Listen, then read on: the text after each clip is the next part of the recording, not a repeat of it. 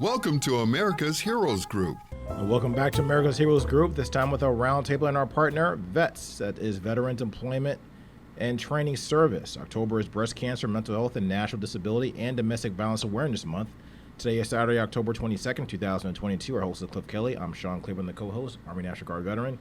Our executive producer is Glenda Smith, and our digital media producer is Ivan Ortega of Scouts Honor Productions. And we have our panelists on the line, a very distinguished gentleman, Julian Purdy. He's a U.S. Army Reserve non-commissioned officer, NCO, veteran, and chief of staff of the Veterans Employment and Training Service in the U.S. Department of Labor. I must say, one of my most favorite government agencies. Yeah, I said that. So then now we're going to talk about underserved populations, HBCUs, and the Good Jobs Initiative. How you doing? Doing great. Glad to be here.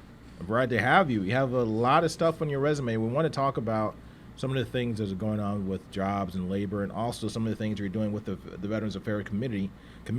So tell us about underserved populations, HBCUs, that's historical black colleges and universities, and also what are you doing for jobs for veterans?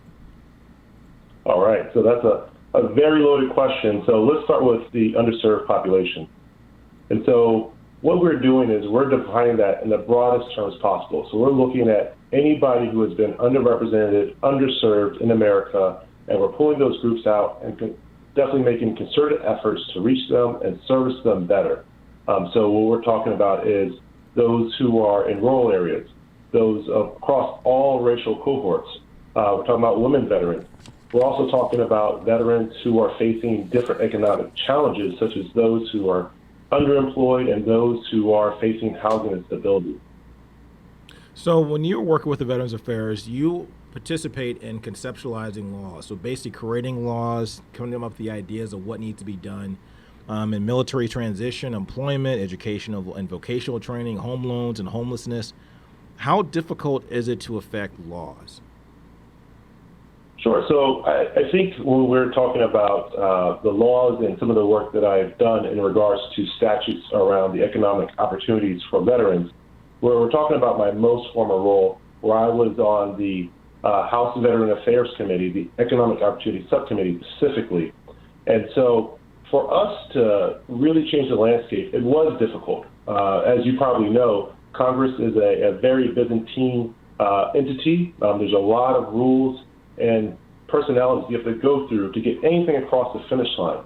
But I will say, even in these times right now, and I think we all see the landscape of America, but both sides still agree that we must do what we can for our nation's heroes. So while many other issues that are in Congress right now are stuck in gridlock and argument, the support for veterans always remains. And I was lucky enough to be on that Veteran Affairs Committee and push some great efforts through to support veterans. So what are some of the legislation you've been able to affect so far as getting more opportunity for people to have jobs, and which really changes the whole economic landscape for a society? Right now we're going through a phase in our economy where we have crazy inflation going on. Part of the problem, or if you're going to call it a problem, the Federal Reserve sees it as a problem, but that's a whole other story, is the fact that we have such low unemployment. But that is a different conversation when we're talking about having living wages. Mm-hmm. So what types of laws and things have you been able to affect to try to improve? Well, first of all, because we're talking about a market, right? We're talking about how the market actually dictates or determines whether or not a person gets X, Y, Z wage versus ABC wage. How can you make a law that actually helps that situation where a person gets a fair wage? Yeah, so that's a little bit outside of the bailiwick of the Veteran Affairs Committee. It's more so in the Ed and Labor Committee in the House and the Health Committee, which is the Housing, Employment, Labor, and Pension Committee in the Senate. And so some of the things that they're looking at is how can we make sure that the labor standards that are the landscape of the country are upheld.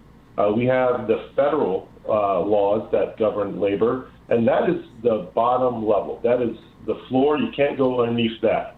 But then each state and each locality can make their own laws and rules around what someone can be paid as a minimum wage. You'll see in a lot of major metropolitan areas, the minimum wage is quite high. It's above that $15 an hour that President Biden is really advocating for across the country. But then you see some states where the minimum wage is actually that federal minimum wage. And oftentimes, and you're probably aware of this as well, many people realize that that is no longer a livable wage for many people around the country.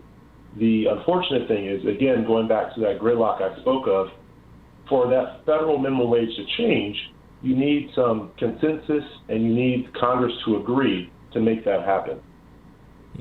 Now, correct me if I'm wrong, but your grandfather was a Buffalo Soldier, is that correct? That's correct. Yeah.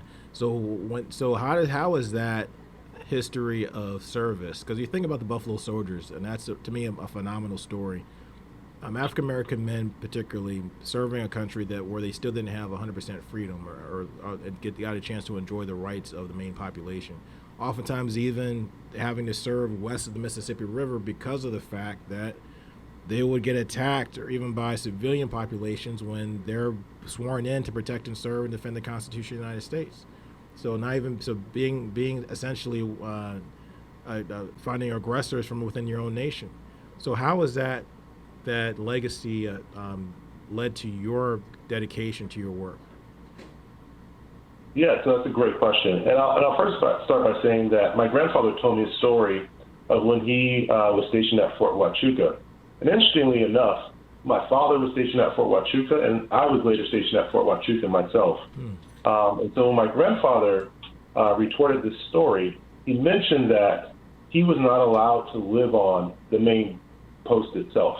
Him and the other African-American soldiers had to make a camp outside of the post while the other officers and enlisted were able to live in hard buildings on the actual base itself.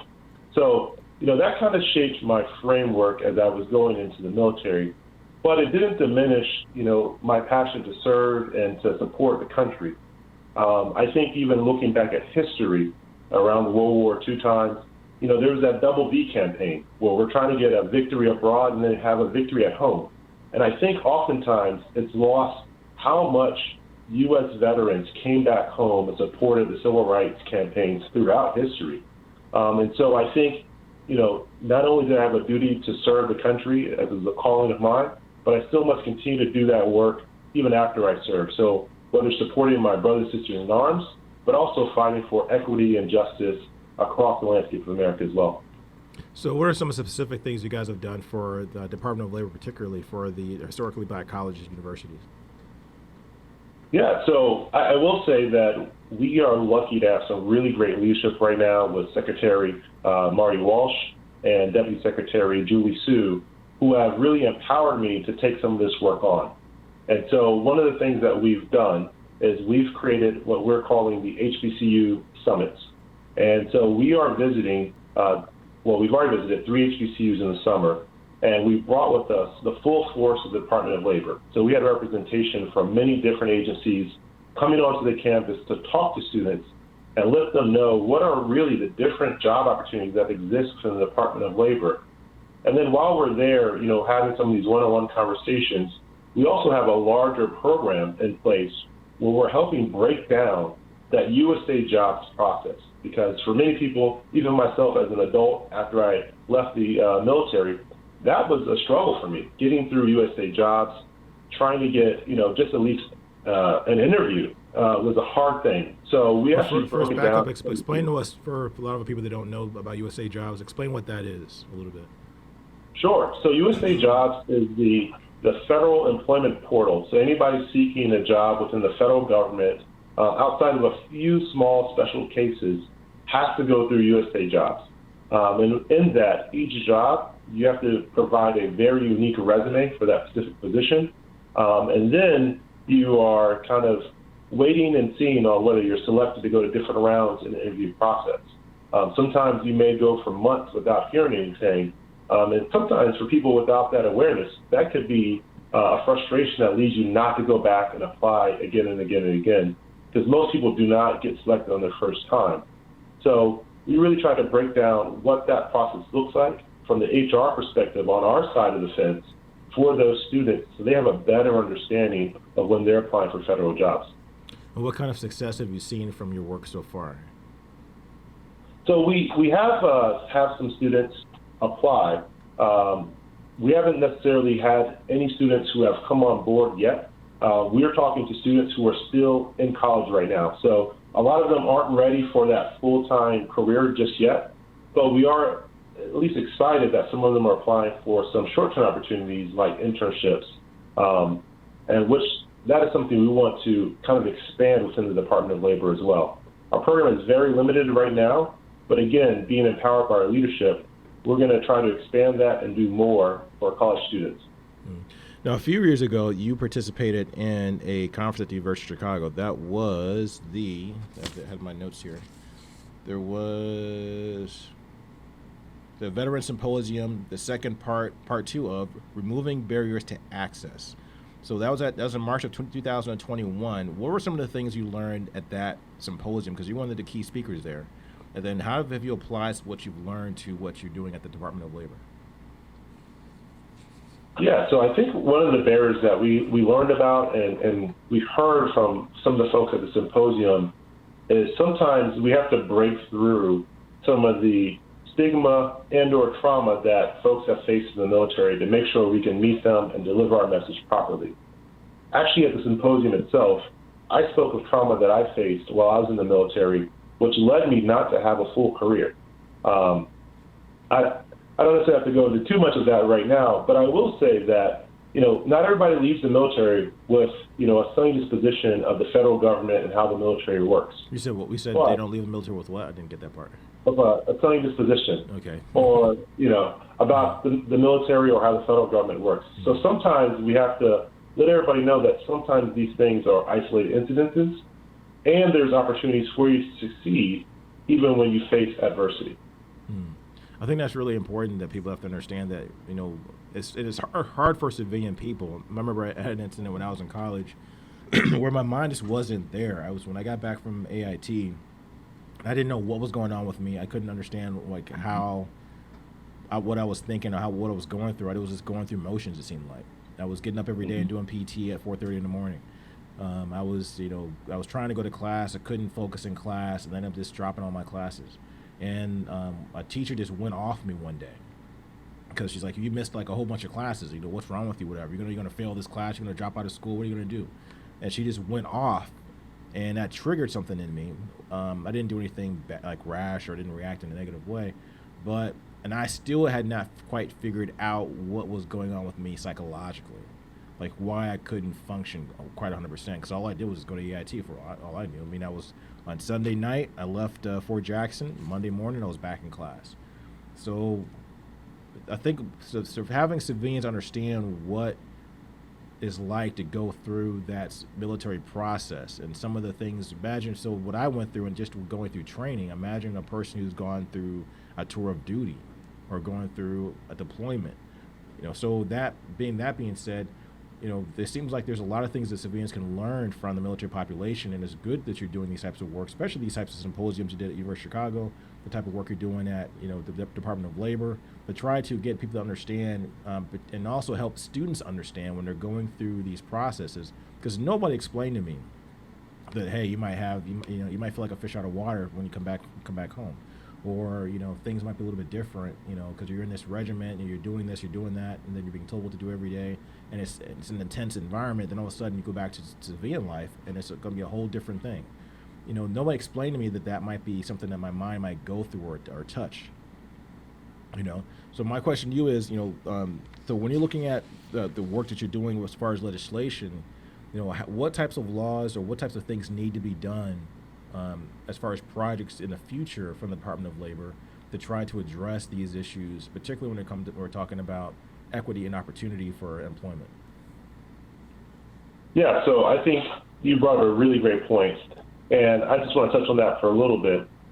When folks are transitioning out, whether it's reserves, National Guard, active duty, I feel like the process is all the same. I'm a reservist myself. I served for 8 years, and every time I left active duty, there was a little bit of a rub. The military lifestyle is very different from the civilian lifestyle.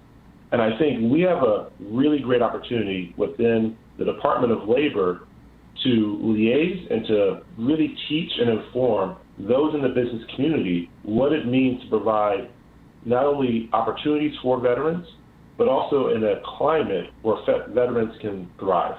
And so we have a higher veterans medallion program, and we're actually getting ready to go into the season where we have an award ceremony for that. But that recognizes organizations that support veterans by making sure they have at least 7% within their workforce, and they retain 75% year to year.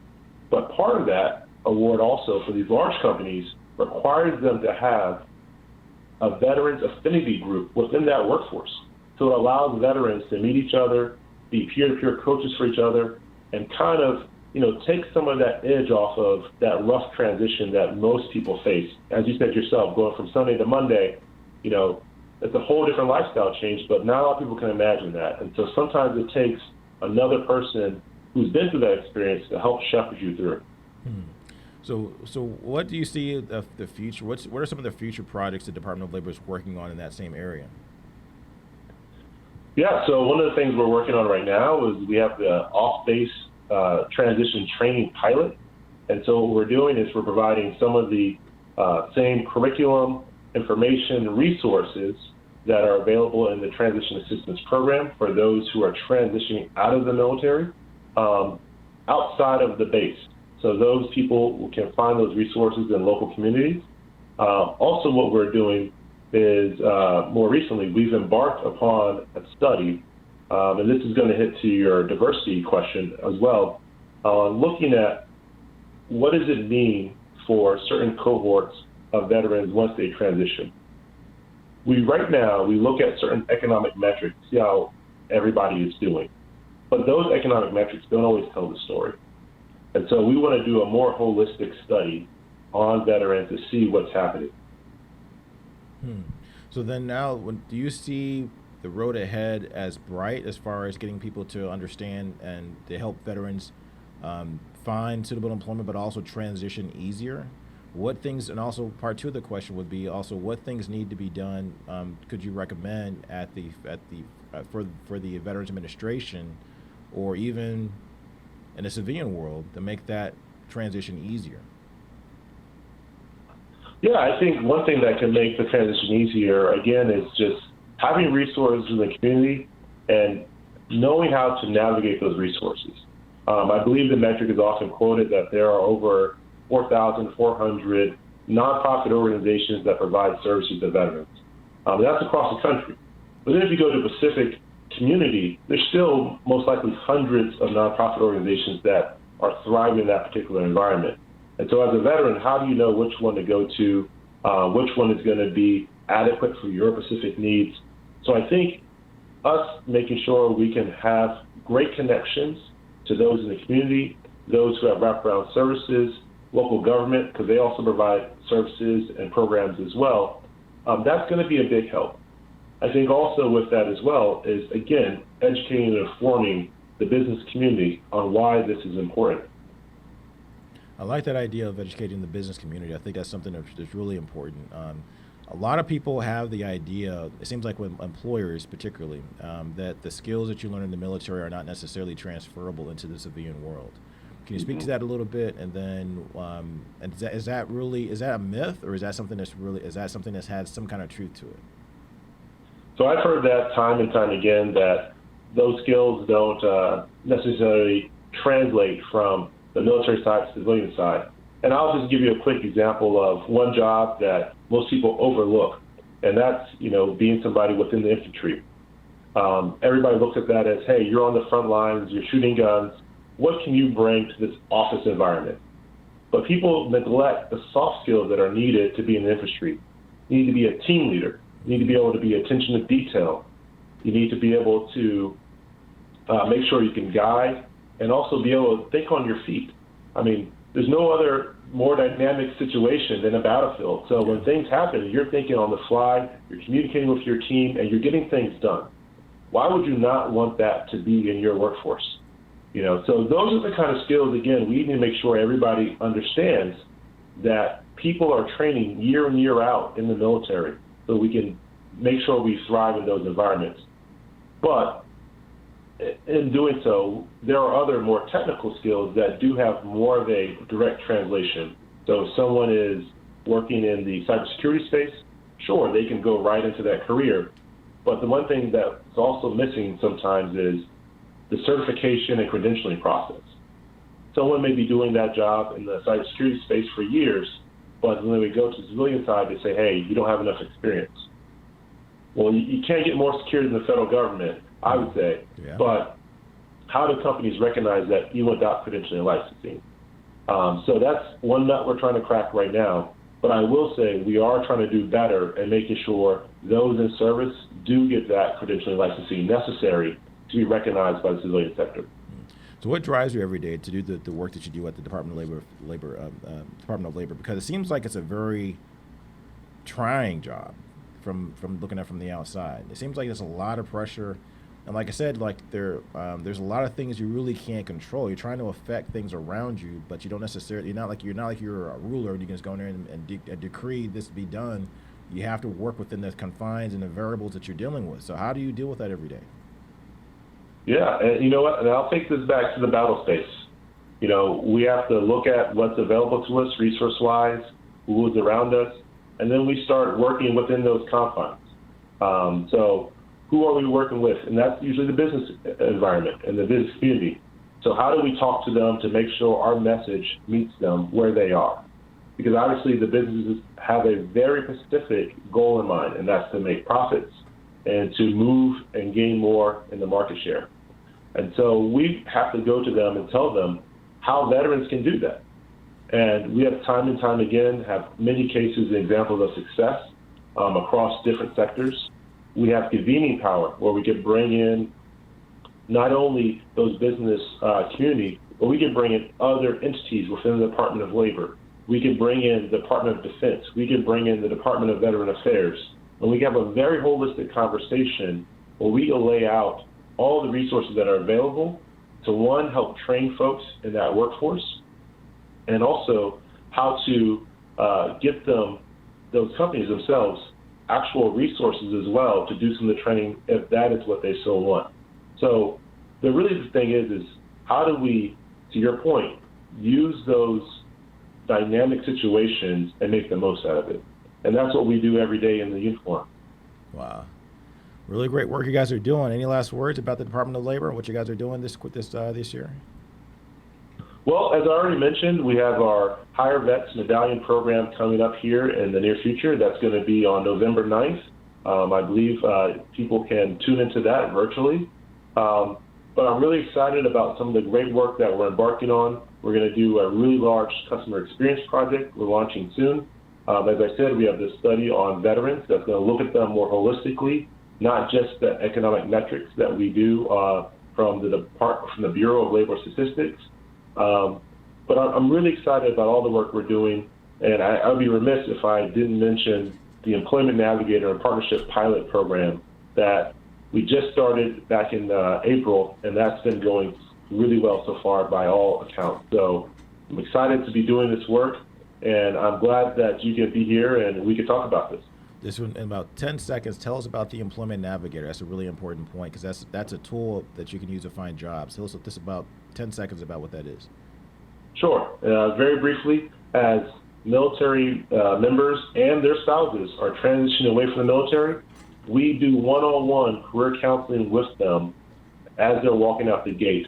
And what we also do is we will connect them to partners in the community to make sure that any additional resources they need, even after they're no longer seeing us, they can get it. Really appreciate your time. That's Julian Purdy, Veterans Affairs Committee. He is the U.S. Army Reserve NCO and Chief Staff of Veterans Employment and Training Service in the U.S. Department of Labor. Thank you for your time. All right. Thank you so much. Glad to be here. My pleasure.